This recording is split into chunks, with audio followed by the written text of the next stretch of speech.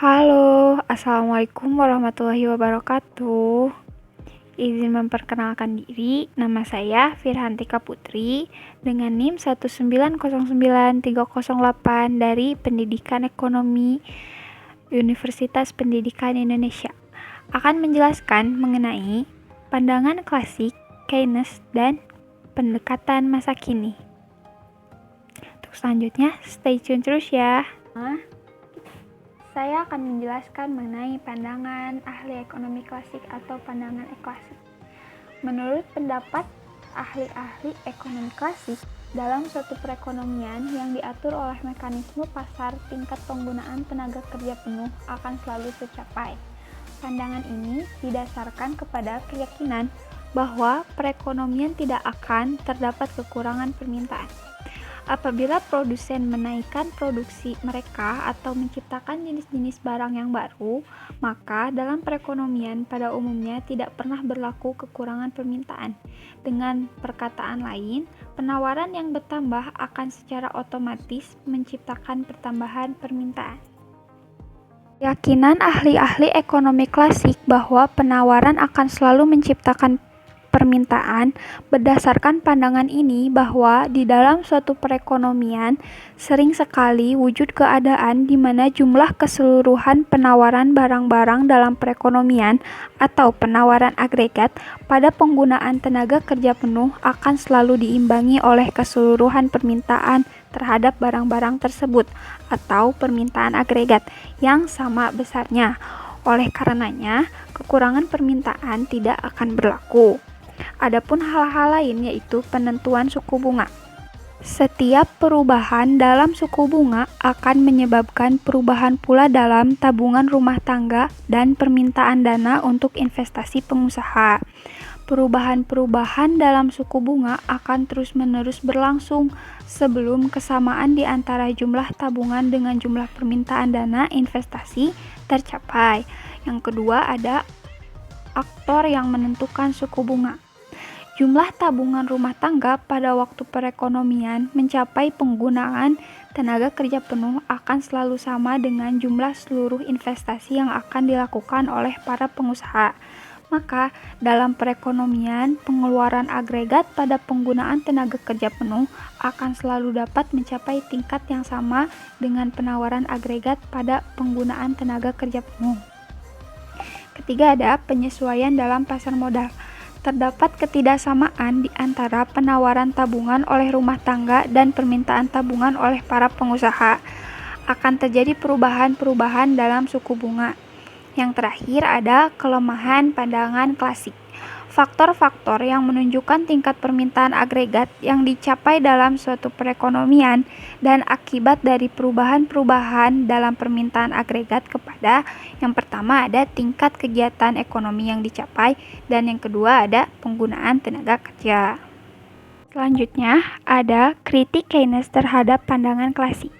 Keynes menunjukkan beberapa kelemahan dari pandangan ahli ekonomi klasik yang telah diterangkan sebelumnya. Keynes tidak menyetujui pandangan yang paling pokok dalam teori klasik, yaitu bahwa penggunaan tenaga kerja penuh akan selalu tercipta dalam perekonomian. Keynes berpendapat penggunaan tenaga kerja penuh adalah keadaan yang jarang terjadi, dan hal itu disebabkan karena kekurangan permintaan agregat yang wujud dalam perekonomian. Perbedaan pendapat yang sangat bertentangan di antara Keynes dengan ahli-ahli ekonomi klasik, yaitu yang pertama ada faktor-faktor yang menentukan tingkat tabungan, investasi, dan suku bunga dalam perekonomian.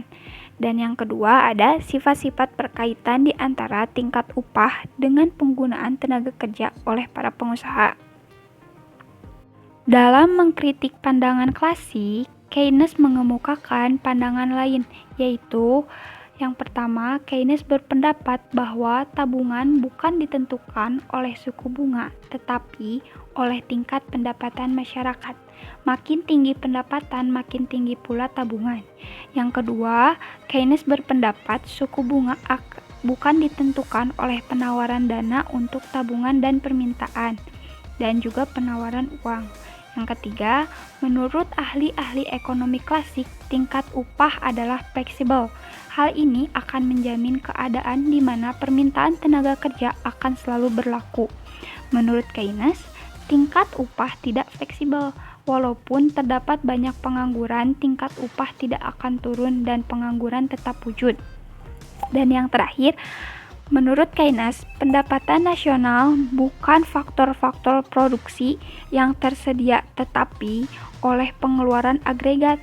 Pengeluaran agregat yang wujud dalam ekonomi selalu kurang dari pendapatan nasional potensial dan menyebabkan pengangguran tenaga kerja selalu wujud. Selanjutnya ada penentu tabungan dan investasi menurut pandangan Keynes.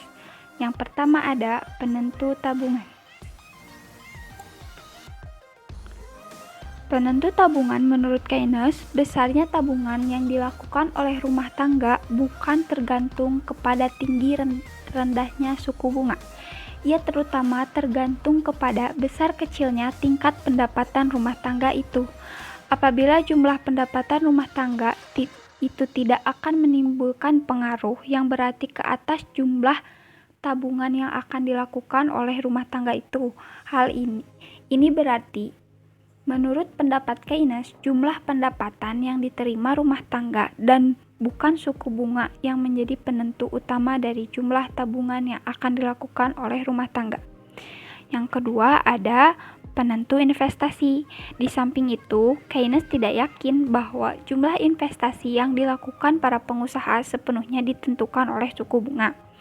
Keynes tetap mengakui bahwa suku bunga memegang peranan yang cukup menentukan dalam pertimbangan para pengusaha melakukan investasi.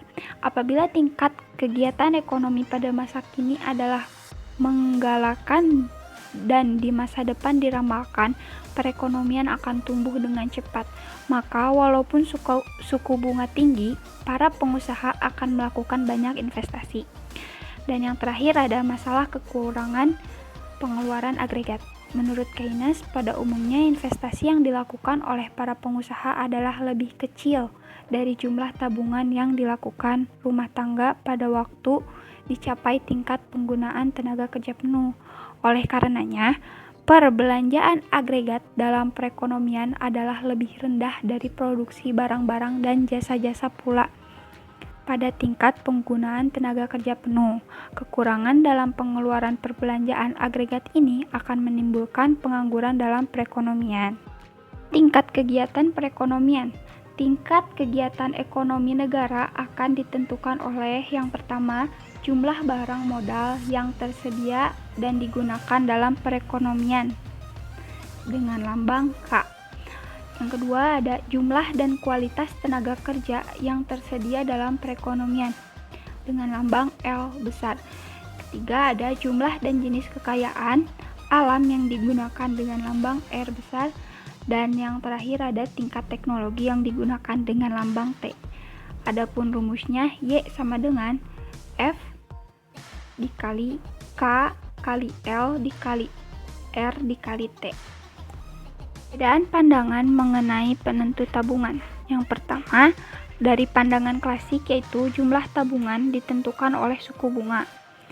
Penentu suku bunga, menurut pandangan Keynes, keseimbangan di antara permintaan dan penawaran uang yaitu MD sama dengan MS akan menentukan suku bunga.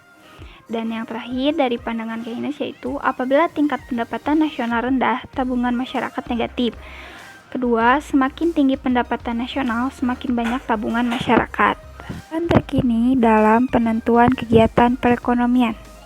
Perkembangan analisis makroekonomi. Dalam garis besarnya, perkembangan analisis makroekonomi yang dikemukakan sesudah masa golongan Keynesian dapat dibedakan menjadi 4 pemikiran.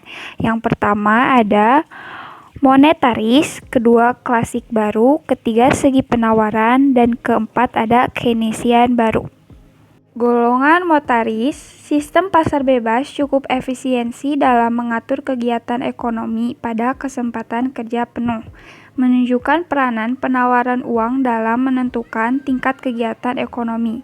Perubahan-perubahan penawaran uang sangat penting artinya dalam mempengaruhi kegiatan ekonomi dan tingkat harga. Yang kedua ada klasik baru.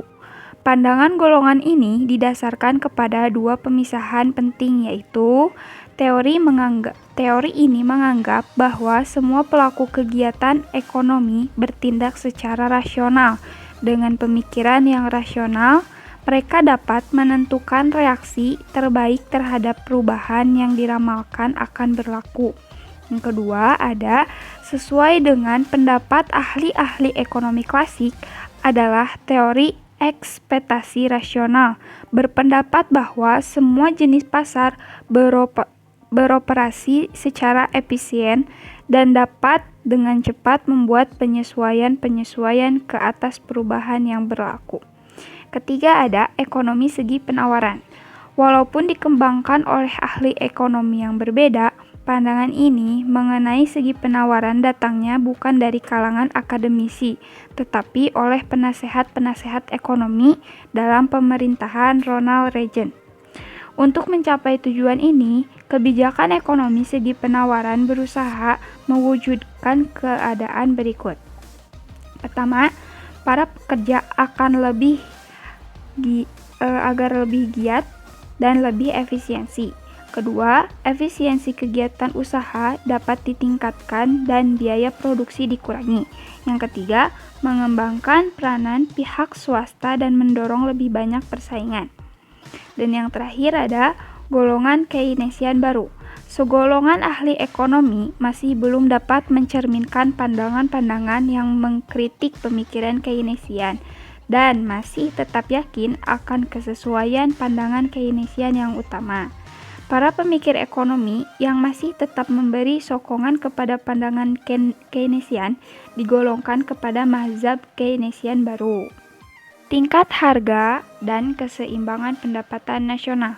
Analisis keseimbangan Keynesian yang menunjukkan peranan pengeluaran agregat dalam menentukan tingkat pendapatan nasional mempunyai dua kelemahan penting, yaitu yang pertama, analisis tersebut tidak memperhatikan efek perubahan tingkat harga terhadap keseimbangan pendapatan nasional.